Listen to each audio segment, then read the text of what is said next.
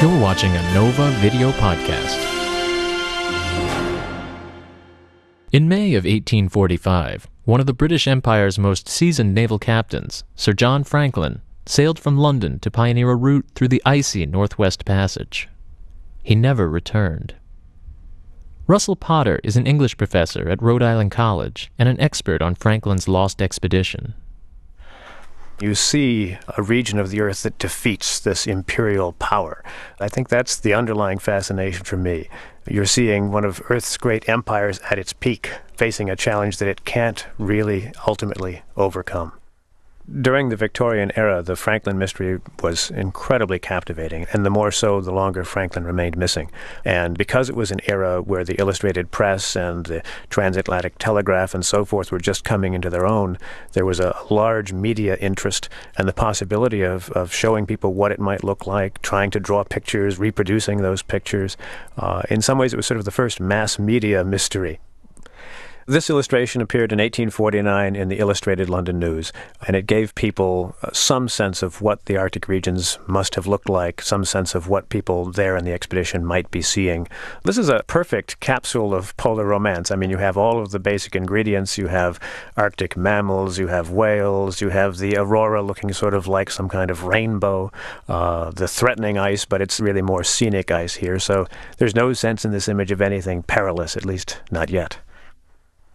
There's an idea, especially among the British, that, with resourcefulness and technology, you could live anywhere. It's the sort of Robinson Crusoe idea. So when you see people industriously building a snow house out of blocks and fishing and hunting and housing in the ships with canvas and so on, it gives a hopeful image of them surviving effectively and well through their own inner resources, even in a very hostile and inhospitable region.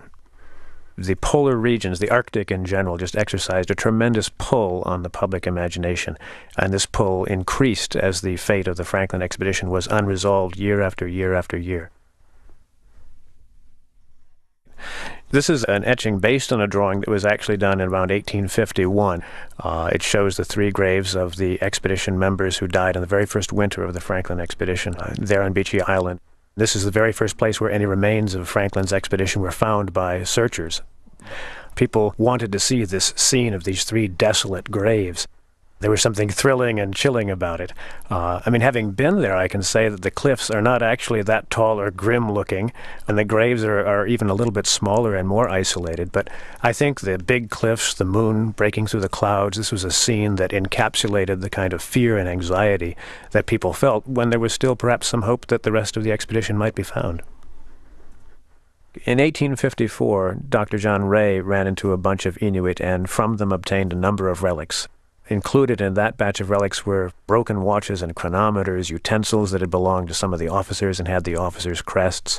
These were the first substantial relics that were brought back from the expedition, and people were just stunned. They were brought back to England, they were put on public display in Greenwich. People wanted to see these things. They wanted to see some kind of proof that, in fact, this inconceivable failure had occurred. This is an image from Harper's Weekly from 1859, and it shows the artist's depiction of what it must have looked like to find these skeletons in an abandoned whaleboat on King William Island, where the last survivors of the Franklin expedition had come ashore. And it's incredibly lurid. I mean, the skeletons, the expression, the eyes are popping out on the explorers' faces as they pull back the canvas and see these skeletons. It's a very sensationalistic illustration, but at the same time, I think it captured that sense of, my God, now we haven't just got relics, we have bodies. Discover the fate of Franklin's expedition on Nova's Arctic Passage on PBS.